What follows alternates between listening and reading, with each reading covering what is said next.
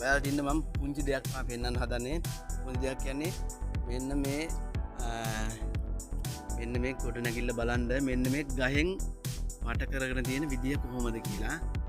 මෙන්න බලන්න. මේ උඩ තියෙන්නේ ලොකු ගස් දෙකක්. හරිද? එතකොට මේ ගස් දෙකේ මුල් ටික තමයි මේ තියෙන වටේ. පේනවනේ? කොහොමද මෙන්න මේ මුල් ටික. අර උඩ ගහ තමයි තියෙන උඩ ගස් ටිකක් තියෙන්නේ. ඒ තියෙන ගස් දෙකේ මේ මුල් තමයි මේ ඇවිල්ලා තියෙන්නේ. ඒතකොට මෙතන තියෙන්නේ මේ සිමෙන්තිලින් හදපු පොඩි ගොඩනැගිල්ල. කොහොමද ගහ දරාගෙන ඉන්න විදිය.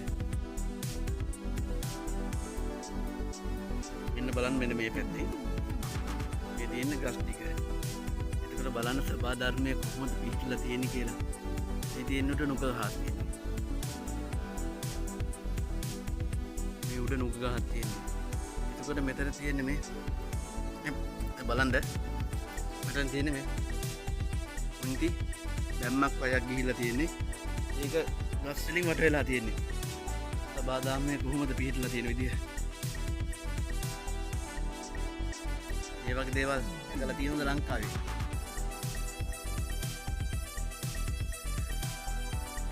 එකලා තියෙනවද මේ වගේ දේවල්?